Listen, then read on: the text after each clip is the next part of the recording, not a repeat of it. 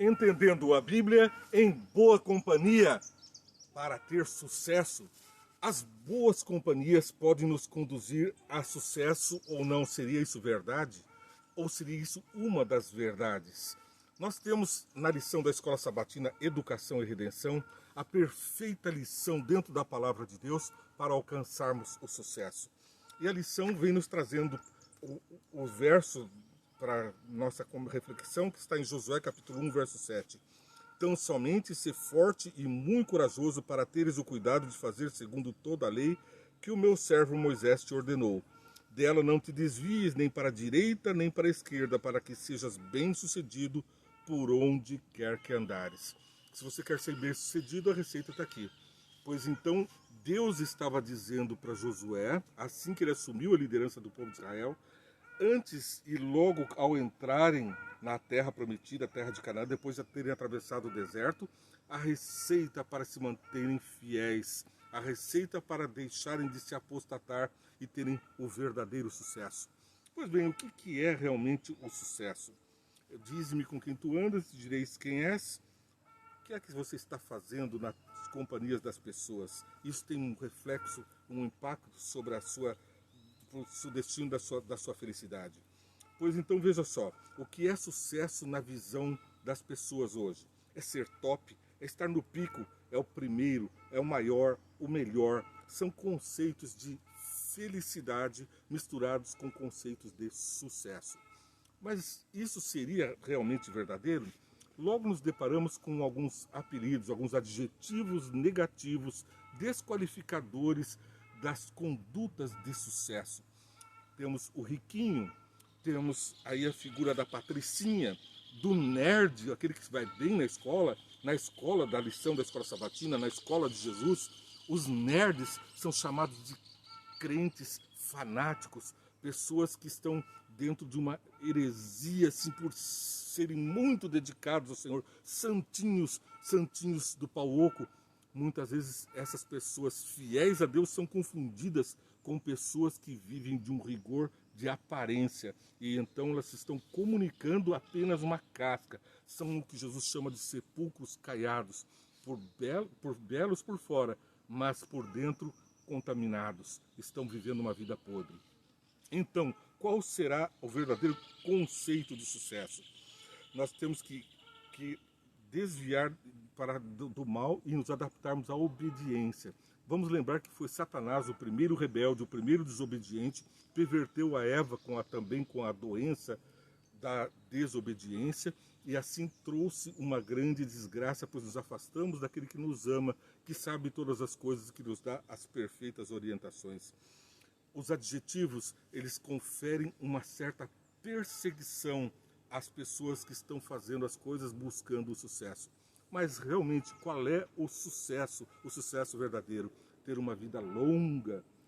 Mais longa você terá se for ao céu, porque você vai ter a vida eterna. Ter uma vida repleta de coisas boas, pois no céu não teremos nenhuma coisa ruim, apenas o bem habitará lá.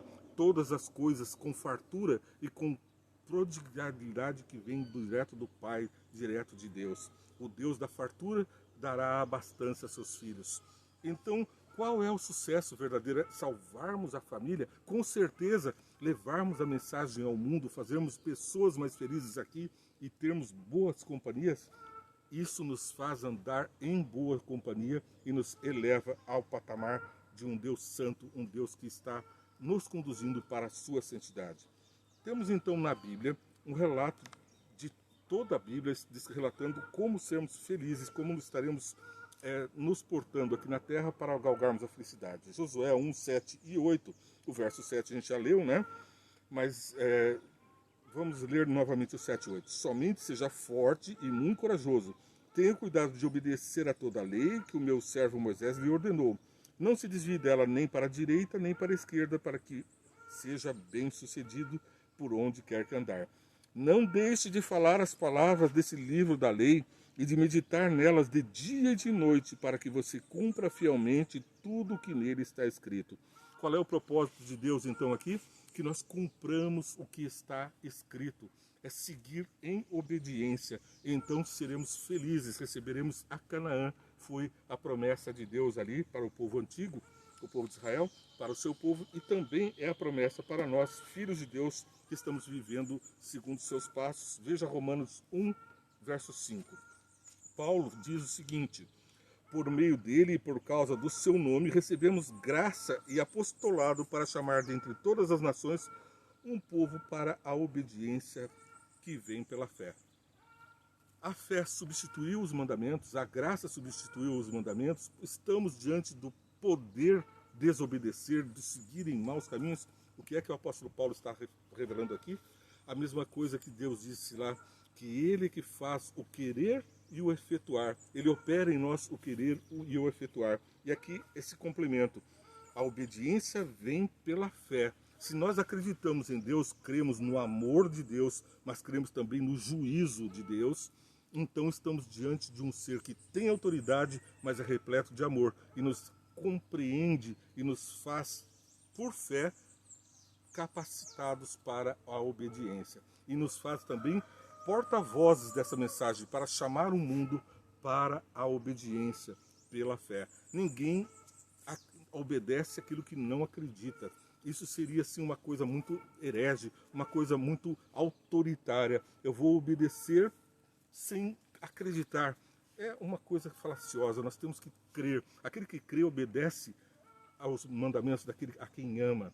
Se nós amamos a Deus e se nós cremos em Deus, quer por amor, quer pelo juízo, nós estaremos obedientes e atentos aos comandos de Deus. Mas veja o que diz Tiago no capítulo 2, verso 10. Pois quem obedece a toda a lei, mas tropeça em apenas um ponto, torna-se culpado de quebrá-la inteiramente.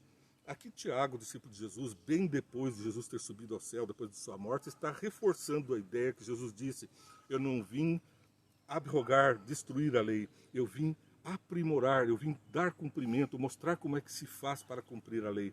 Então, aqui Tiago traz, e eu vou ler agora do verso 8 até o 13, que vai nos fazer uma plena compreensão. Se vocês de fato obedecerem à lei do reino encontrada na Escritura que diz... Então, qual é a lei que nós temos que obedecer? Se alguém tem dúvida de que agora é um novo concerto, que nós temos uma nova aliança e que não precisamos obedecer à lei, estamos livres para pecar, olha a advertência. Ame,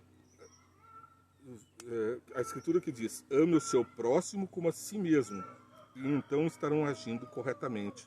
Aqui Tiago está repetindo as palavras de Jesus: ama teu próximo como a ti mesmo, e então estarás fazendo corretamente. O que Jesus disse? Ama o próximo como a ti mesmo e a Deus como sobre todas as coisas. Aqui nós estamos repetindo, reiterando os conceitos que estão em Deuteronômio 6, 4 a 5, em Mateus 22, 39, em Levíticos 19, 18. Então, todos esses textos nos mostram que nós devemos cumprir a lei amando ao próximo. Quem ama ao próximo cumpre os mandamentos de Deus no que tange a sermos relacionados com os nossos semelhantes. Os mandamentos de Deus são divididos na primeira parte, a nossa relação com Deus, os primeiros 4 mandamentos, e nos últimos mandamentos nós temos a relação do homem com o homem: não matarás, não adulterarás. E aqui Tiago está dizendo que quem tropeçar num desses mandamentos quebrou todos. É como se nós estivéssemos subindo uma escada, tropeça e cai. Não tem como não despencar quebrando o mandamento. Vejam, para compreendermos melhor. Verso 9. Mas se tratarem os outros como parcialidade, estarão cometendo pecado e serão condenados pela lei como transgressores.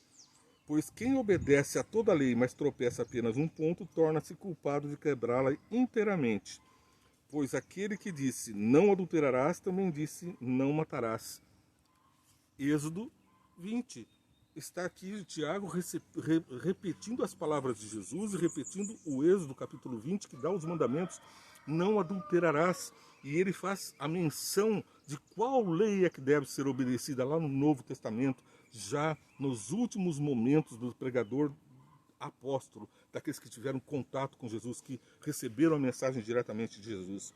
Então ele diz, pois aquele que disse não adulterarás, também disse não matarás. Ele poderia ter dito não matarás, não adulterarás, não mentirás, não roubarás, não dirás falso testemunho contra o teu próximo, ama teu Deus sobre todas as coisas, lembra-te do dia do sábado para o santificar. não farás para ti imagem de escultura, são os 10 mandamentos. Ele não recitou todos os 10, mas ele reportou aos mandamentos do não matar e do não adulterar, como uma expressão de onde está o comando desses mandamentos. Se você não comete adultério, mas comete assassinato, torna-se transgressor da lei. Se você fala mal dos outros, é transgressor da lei. Se você calunia os outros, é transgressor da lei. Mata, é transgressor da lei. A lei é um todo, é o caráter de Deus. Nós estaremos dando bofetadas em Deus, como fez Satanás, nos tornando a imagem e semelhança da serpente quando adulteramos a palavra de Deus. É bem clara ao dizer que temos que ser obedientes aos mandamentos, os 10 mandamentos de Deus. E continua: falem e hajam como quem vai ser julgado pela lei da liberdade.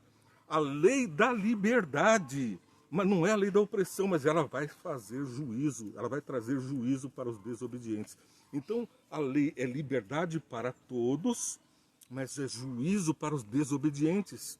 Porque aquele que quer ir para o céu matando, num lugar onde se diz que ele vai haver vida eterna, como? Ele está fora do contexto, está fora da regra. Vai mentindo, caluniando, não tendo a Deus sobre todas as coisas, vai querer fazer um outro Lúcifer lá nos céus, um outro eu subirei às nuvens, serei semelhante ao Altíssimo.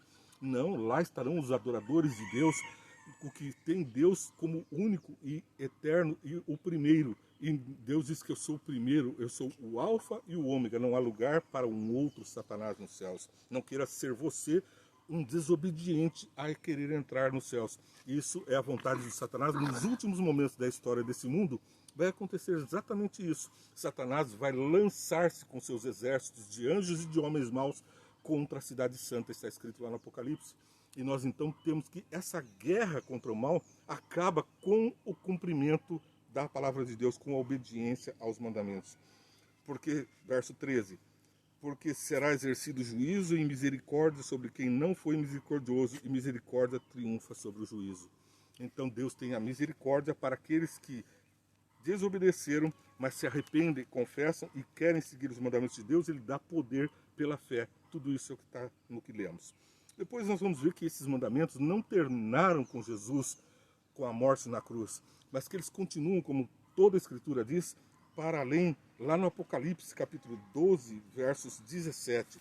O Apocalipse é o livro que fala da revelação de Jesus Cristo aos santos dos últimos dias, e aqui está dizendo aos santos dos últimos dias que galgarão os céus. Está lá. O dragão irou-se contra a mulher. Mulher na Bíblia quer dizer igreja. Jesus tem na mulher, lá em Cantares, em todo o contexto bíblico, quando fala de mulher, está falando da igreja de Jesus, né? Então o dragão irou-se contra a mulher e saiu para guerrear contra o restante de sua descendência. O dragão saiu para guerrear contra mim, contra você. Ele não está indo guerrear contra os filhos dele, ele está indo contra os que estão obedecendo. Veja, é bem claro o texto. E contra o restante de sua descendência, os que obedecem os mandamentos de Deus e se mantêm ao fiel testemunho de Jesus. Satanás se ira contra os obedientes que têm a fé em Jesus, por isso guardam os mandamentos, e então ele se ira e se põe, o dragão se pôs em pé na areia do mar, ele se ergue contra os filhos de Deus que obedecem os mandamentos de Deus. Tem dúvida ainda? Apocalipse 14, verso 12. Apocalipse 14, 12 diz: aqui está a perseverança dos santos, que obedecem os mandamentos de Deus e permanecem fiéis a Jesus. O último momento da Bíblia, no último momento, quando Jesus traz salvação para o seu povo, ele diz: os que guardam os mandamentos de Deus e têm a fé em Jesus são os que recebem a salvação. Não adianta ter fé em Jesus, porque isso o diabo tem, mas ele não obedece.